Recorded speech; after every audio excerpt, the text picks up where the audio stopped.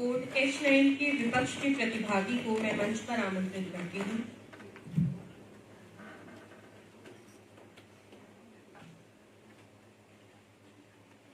भारती की वंदना समर्चना समाहित हो, शंखनाद वक्त का तुम्हें सुनाने आया हूँ। देश के निमित्त लड़े और बलिदान हुए, याद उनकी पुनः दिलाने तुम्हें आया हूँ।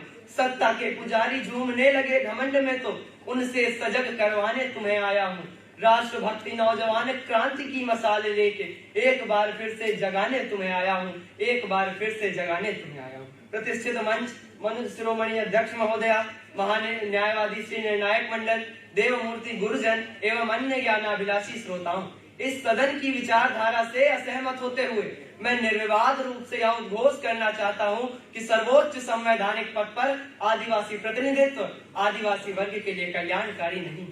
महोदय, मैं जब विषय को पढ़ता हूं तो मेरे समक्ष उपेक्षित, वंचित और शोषित आदिवासी वर्ग का चित्र जीवंत हो उठता है। यह वर्ग आज के इस आधुनिक भारत में भी संघर्षपूर्ण जीवन व्यतीत करने को विवश है। सत्ता और राजनीति के मद में चूर सरकारों ने इन्हें छिन्न भिन्न करने का काम तो किया, पर इनके उत्थान के लिए कभी पर्याप्त प्रयत्न नहीं किए। महोदय, जिस आदिवासी वर्ग को कोई पूछता न था, आज राष्ट्रपति निर्वाचन के समय उन्हें प्रौद्योगिकी विकास का प्रलोभन दिया जाता है। उन्हीं के बीच से एक महिला को सर्वोच्च पद पर बिठाकर राजनीतिक अंकगणित को अपने पक्ष में करने का यत्न किया जाता है और मेरे प्रतिपक्षी मित्रों ने विषय की गंभीरता को समझे बगैर ही इसे लोकतंत्र की जीत करार दिया। वह आदिवासी उत्थान के स्वर्णिम स्वप्न सजाने लगे। क्या वे इतना भी नहीं जानते कि जब एक व्यक्ति के भोजन करने से दूसरे का पेट नहीं भर सकता, तो मात्र एक व्यक्ति के शीर्ष पद पर पहुंच जाने से समूचे जनजातीय वर्ग का उत्थान कैसे संभव है? मंच पर खड़े होकर बड़ी बड़ी बातें करने से, नवनिर्वाचित राष्ट्रपति की संघर्षपूर्ण जीवन गाथा सुनाने से उनकी कार्य कुशलता व कृत संकल्पता कदापि प्रमाणित नहीं हो जाती। मान्यवर, जनता की समस्याओं को समझने के लिए उसके बीच जाना पड़ता है। अब आप ही बताएं, भला कोई व्यक्ति प्रजा से दूर शीर्ष पद पर बैठकर उसकी समस्याओं का समाधान कैसे कर सकेगा? मात्र नेतृत्व के बदल जाने से भारत की राजनीतिक, आर्थिक व भौगोलिक स्थिति नहीं बदल जाती। आज भी भारत के 705 जनजातीय समूह जंगलों में रहने को विवश है। 75 करोड़ आदिवासी बिजली और पानी जैसी मूलभूत आवश्यकताओं से वंचित है। देश की कुल जनजातीय संख्या का 85.25% वर्ग अशिक्षित है। महोदय, भारत को रबर स्टैंप की नहीं, अपितु एक योग्य तथा सक्रिय राष्ट्रपति की आवश्यकता रही, जो इस बार भी पूरी न हो सकी। राष्ट्रपति राष्ट्र का स्वामी न होकर पार्टी विशेष का दास बनकर रह जाता है।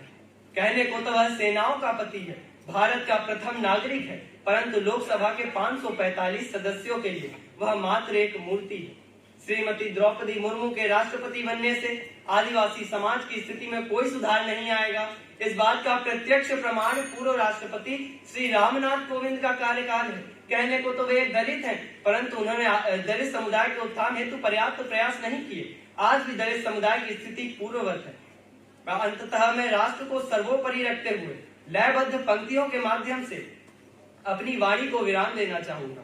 कैसा सूरज उगाया आपने विकास का कि झोपड़ी का टिमटिमाता दीप भी बुझा दिया।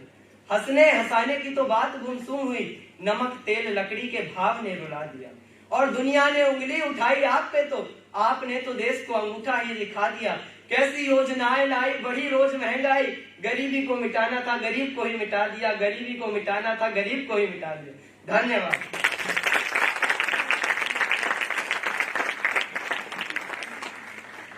H9 विपक्ष के वक्ता द्वारा अपने वक्तव्य के लिए 3 मिनट 44